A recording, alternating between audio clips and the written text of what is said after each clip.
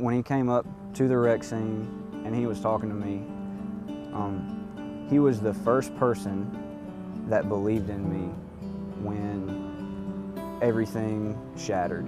I mean, when I had the wreck, life shattered. And he was the first person that showed me that he believed in me, and he's the first person that showed me that being in law enforcement isn't just chasing bad guys. It's being there for people, it's serving people.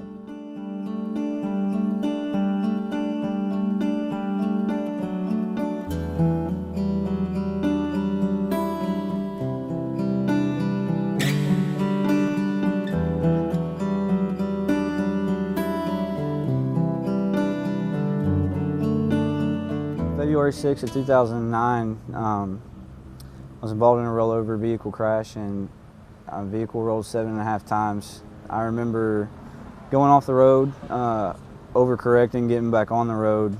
My tires caught and I started rolling. Rolled 7.5 times, and 3 people from the interstate ran up to the back of my vehicle and were talking to me. They all 3 had a medical background. That was pretty interesting. And Trooper Stanford was at the time Trooper Stanford was the first one to show up. I remember I landed on my roof.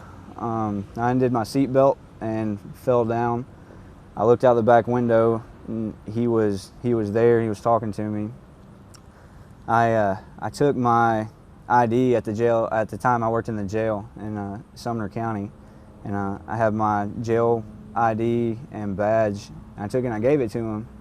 And I told him, I said, I'm not a police officer, I'm just a corrections officer. And he told me, he said, that's okay, you're still part of the team. And I remember the feeling that I got when that happened. My daughter was crying. I remember that she was crying really loud. I was worried about her. I was telling everybody to get her out. And Trooper Stanford he said, do you hear her?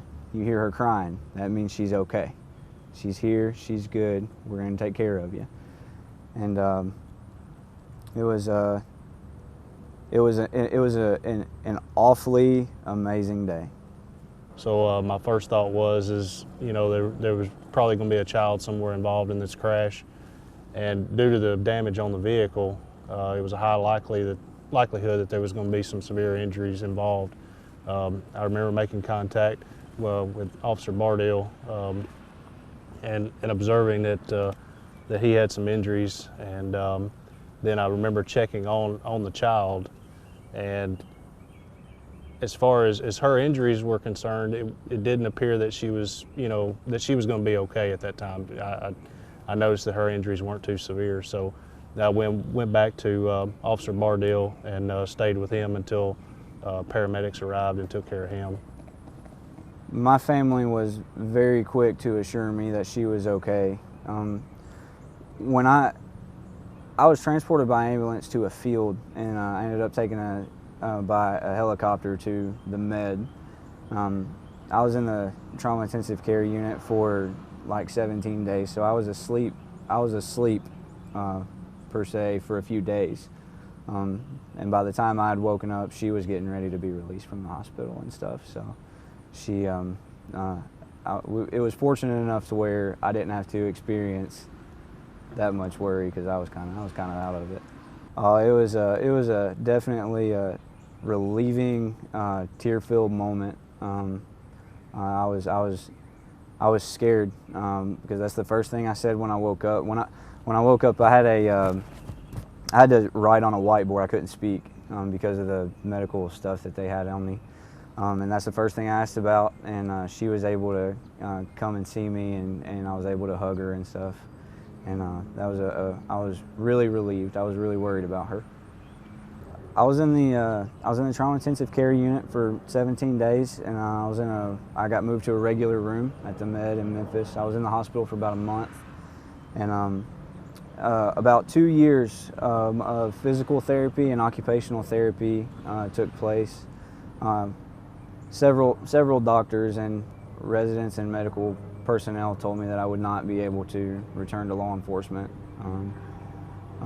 I chose not to accept that advice, I guess, or that medical synopsis.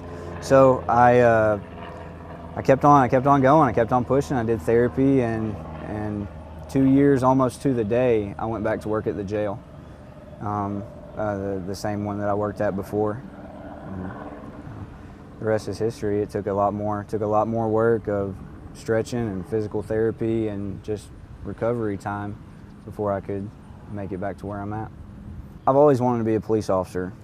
When he came up to the wreck scene and he was talking to me, he was the first person that believed in me when everything shattered. I mean, when I had the wreck, life shattered. And he was the first person that showed me that he believed in me, and he's the first person that showed me that being in law enforcement isn't just chasing bad guys. It's being there for people. It's serving people. And here we are 7 years later, and he never knew. He never knew he made this difference until now. And I want to experience that. I want to know that even though somebody doesn't come up to me immediately and tell me, hey, you made a difference in my life, I know I did. I want to be able to say that. And that's why I push through the pain, blood, sweat, and tears, because I want that service. I want to do that service for people. It actually creates an indescribable feeling to hear somebody say that. I mean, given the environment of society today and the way that law enforcement is often cast as, you know, being in a bad light, it's very refreshing to understand that it's the small things that you do whenever you're working in law enforcement that make a big difference in people's lives.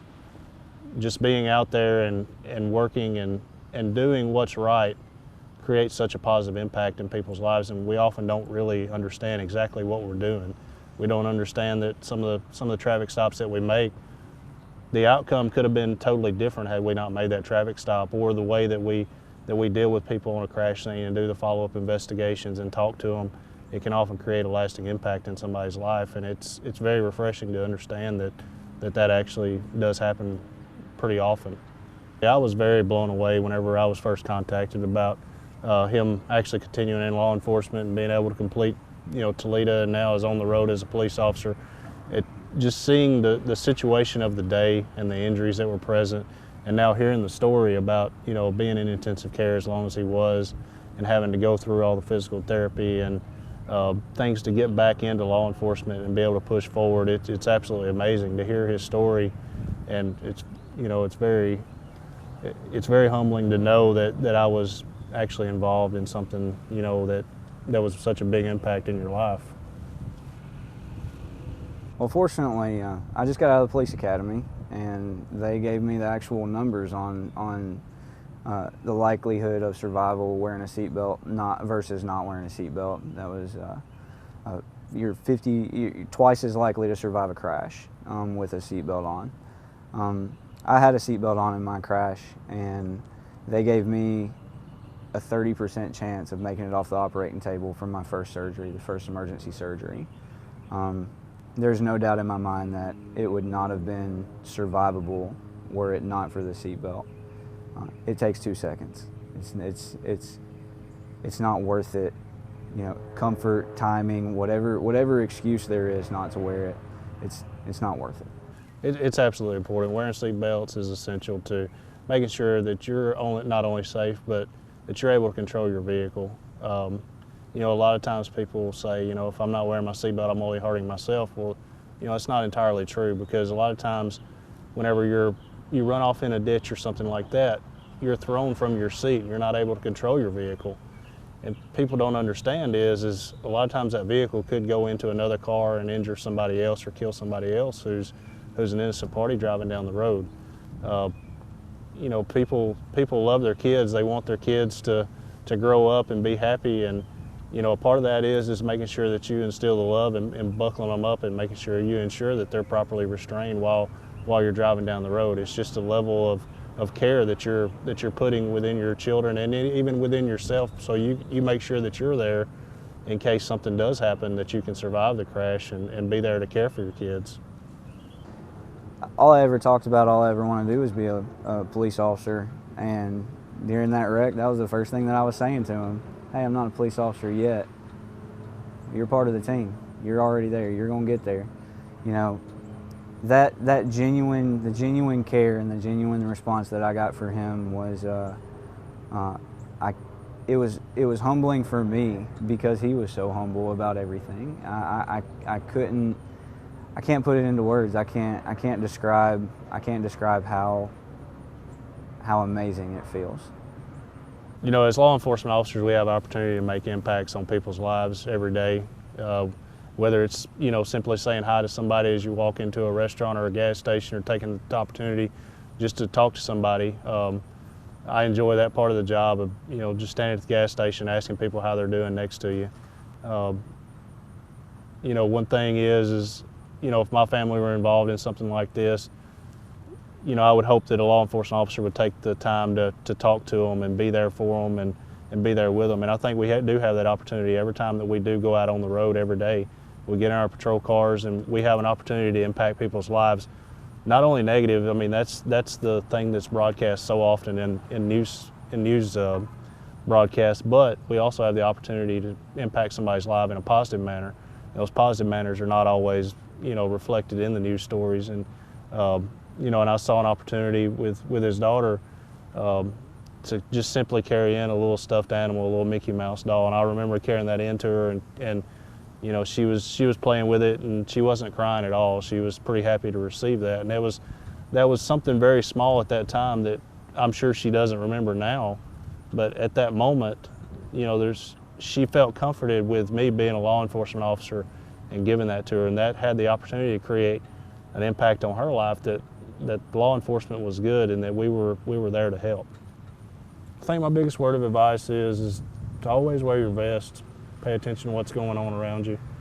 There's so much going on out in the world today. Everybody is watching everything that you're doing.